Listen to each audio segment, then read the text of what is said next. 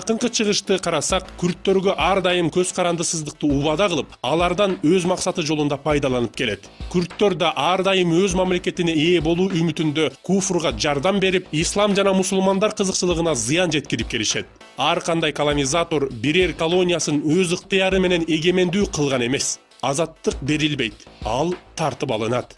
Ушул чекиттен туруп карасак, Борбор Азия өлкөлөрү дагы кайрадан айла амал жана жалган жолу менен бара жатышат. Бийликтерибиз үммөттүн кызыкчылыктарын талаптоодо куфур менен биригип, саткынга айланышкан. Алар куфур мамлекеттери менен биргеликте өз калкын алдоо негизинде саясат жүргүзүшөт. Мисалы, керексиз долбоорлорго өз кызыкчылыктары үчүн Кытайдан карыз алып, үммөт кызыкчылыктарын жер алдындагы жана жер бетиндеги байлыктарды ага берип жатышат.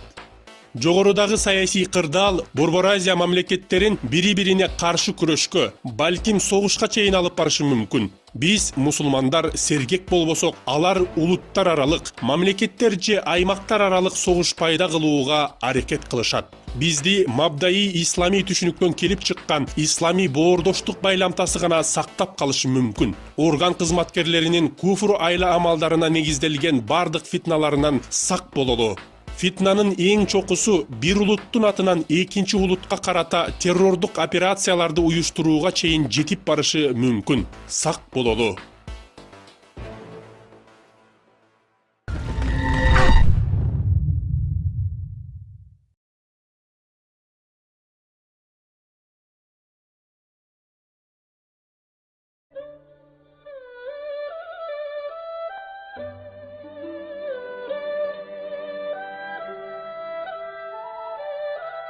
Но даже такое огромное расстояние не преграда для старта отсюда морской ветки экономического пояса Шелкового пути. Для реализации этой китайской инициативы есть три варианта. Первый – морские маршруты. Это в том числе и пути через территорию Казахстана, которые используют порты Каспийского моря для транзита. Вторая категория – так называемый Северный путь, через Китай, Казахстан и Россию. И, наконец, третья группа – маршруты, идущие к югу от нашей страны. Я считаю, что все страны, которые примут участие в этом проекте, получат свои преференции. Во-первых, есть политический аспект этой инициативы. Ее реализация принесет стабильность всему региону. Во-вторых, это глобальный экономический аспект. Это поможет всем странам улучшить свое положение. И, конечно, преимущество в сфере культурного взаимодействия.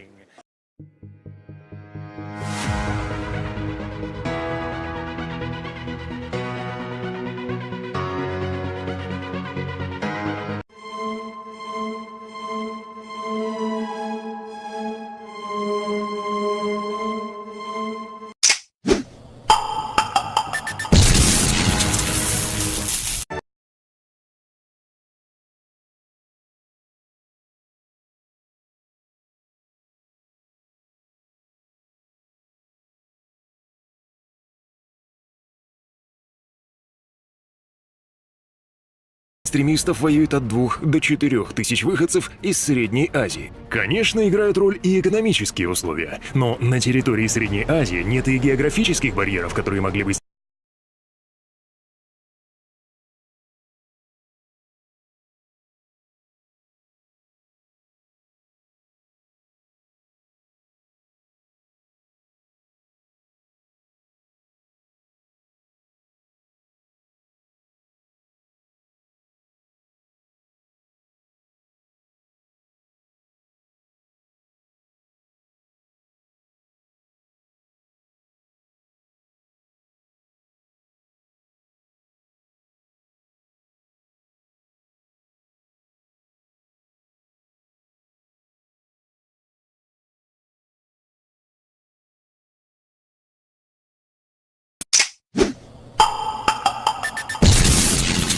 примерно 180 тонн, но причина этого исчезновения и дальнейшая судьба металла остается загадкой.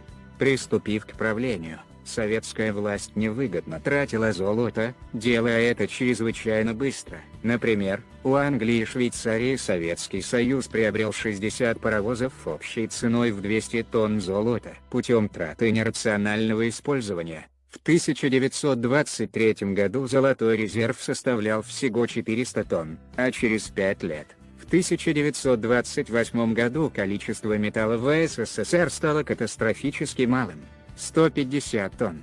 В следующие 10 лет добыча золота стремительно увеличилась и достигла приличных 320 тонн в год. С такими темпами накоплений, запас золота в 1941 году составлял уже 2800 тонн и был вторым по величине в мире. Именно из-за таких запасов страна победила во Второй мировой войне и имела средства на восстановление разрушенных городов. После времен Хрущева, Брежнева, Горбачева драгоценного металла в стране почти не осталось, и к 1991 году его количество было крайне низким – 290 тонн. Скорее всего, именно в эти времена российское золото уехало в США как гарантия нормальных отношений между странами.